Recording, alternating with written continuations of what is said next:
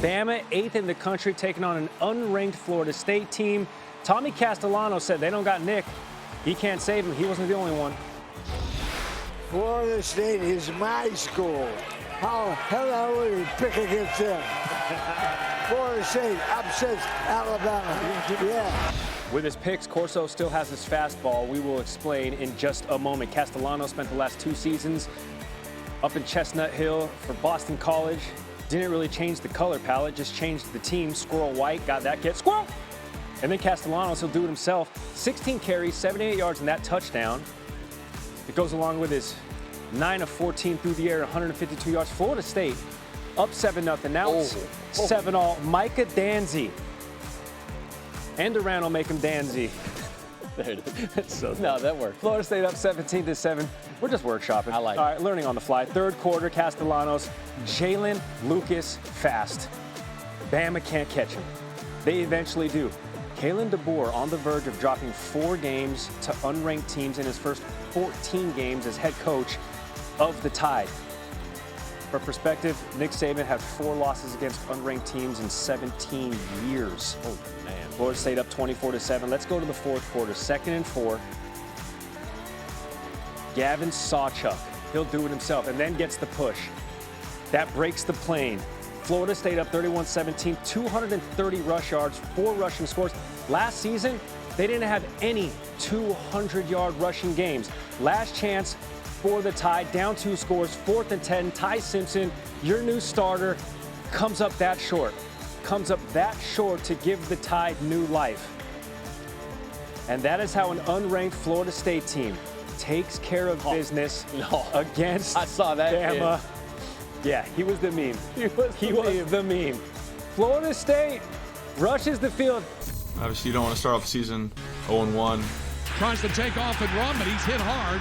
I got to play better for us to win. We had opportunities to score points. We just didn't quite make the plays we wanted to make. Arch Manning cannot get into the end zone. Shoots that up the right side of the field. It's intercepted. Can't have those turnovers. Got to get back to square one and go prepare for San Jose State. All right, Paul Finebaum, Heather Dinich here to weigh in on our 1 versus 3 matchup. Paul, starting with you. You were so high on Arch Manning leading into yesterday's game. What's your biggest takeaway from Arch's performance versus Ohio State? He was underwhelming. He was suboptimal. To just fill in the blank here, mostly he was terrible. And I think the biggest problem he had was the other side completely outmatched him, not only offensively, physically, but scheme-wise. And I know a lot of people are hitting the panic button and saying that he will be a bust. He was a bust in his first game of this season, but I don't think he will be long-term. In the 12-team playoff, there is a lot of time to get better, and I believe he will. You know, Paul, I really wish you wouldn't sugarcoat your opinion. Just tell it like it is. Tell me how you really feel, okay? I want you to bring it. It's just us. Just forget this. I want you to next time. Okay, I appreciate that. Thank you, my brother. I appreciate you. Heather, how might this #1 Texas loss affect the Longhorns' playoff path? Well, I'll remind everybody that Notre Dame lost to Northern Illinois last year and played for the national title. So deep breath, everybody. But at the same time, this head-to-head result is going to haunt Texas through Selection Day, because as long as their records are comparable, the committee will have Ohio State ahead of Texas, and that matters for seeding. Remember, you don't have to be a conference champion this year to get one of the top 4 seeds. That will be the committee's top 4 teams. So if you're looking at the difference between the number 4 and 5 teams in the committee's ranking, you're looking at the difference of a first-round bye. Those top 4 teams get the first-round bye. Here's the good news for Texas. They don't play a Power 4 opponent again over the next 3 weeks. Their next SEC game is going to be their SEC opener, I should say, is at Florida. But they've got to get better if they're going to win that game. They shouldn't even be thinking about the road trip to Georgia yet. All right. Let's talk about a game that no doubt shocked many. Unranked Florida State taking down Kalen DeBoer and number 8 Alabama. Paul, what do you make of the Seminoles handing Bama their first their first loss in a season opener since 2001? Jay learns how to speak after the break. Paul, you go ahead. Well, you asked me not to sugarcoat it. I'm not going to. Okay. It is downright terrible. I'm in Alabama this morning, and everywhere you go, people are up in arms, and quite frankly, maybe overreacting, but Jay, it is really bad. Everyone bought into what Kalen DeBoer was selling in the offseason. Recruiting was great. He retained the roster. The culture was different. Even Nick Saban told us that yesterday. Well, it looked like the same team we saw last year against Michigan and against Oklahoma and against Vanderbilt. And that is the concern. He has a $70 million buyout. Nobody is eager to do that. But the upside is pretty weak right now and uphill for him because I'll leave it to Heather. But he has to get to the playoff. And right now, he is underwater in that regard. All right, Heather, what might this early season loss for Alabama mean in the long run? Going to have a path to the playoff if they don't play better football. Let's start there. They got absolutely manhandled up front on both sides of the ball. Now, when you look at Alabama's playoff chances, it depends on what Florida State does. This was a legitimate performance. It was not a fluke for the Seminoles. So when we're weeks down the road here and we're looking back on this, did Alabama lose to a team that's playing for the ACC title? Nobody knows that. But I can tell you this. At Georgia, at the end of September, we're talking about their schedule right now. Mizzou, Tennessee, South Carolina, and Auburn. ESPN's FPI gives the Tide less than a 50% chance to win each of those games. If you look at that projection, this is a 1, 2, 3, 4, 5 loss Alabama team. Paul, get your phones ready. Oh, yeah. The phones are going to be ringing, Paul. Wow. Heather Dinich, Paul Finebaum, thank you so much. See you back in a few.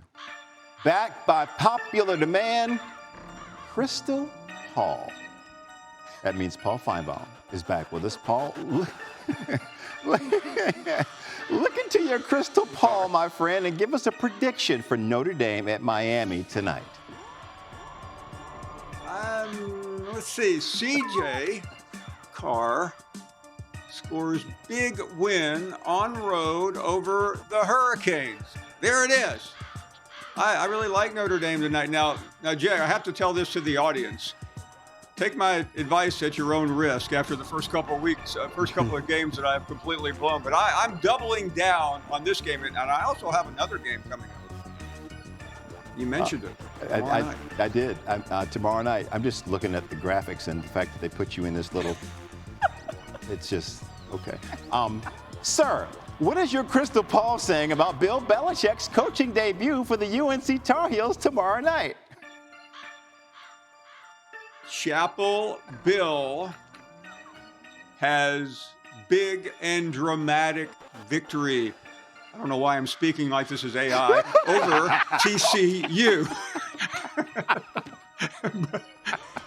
but I don't know. There's something in the air. All the crowd, the music, it's all getting to me. I think that's what it is. Is that it? Were you going to add anything to your prediction? I'm afraid to add anything the way this weekend is going, Jay. Okay, we'll leave it there. I have one more question for you. Does your crystal ball work for Powerball?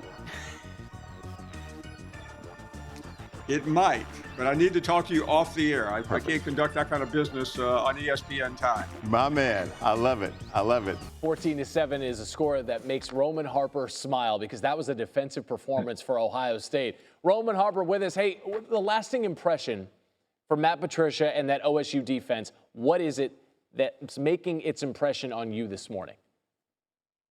Randy, good morning. For me, it really, you got to give Matt Patricia so much credit. He didn't do just a good job, but a great job in designing different type of pressures, delayed blitzes, and a lot of post-snap movement from the secondary that really confused Arch Manning and this Texas offense all day long.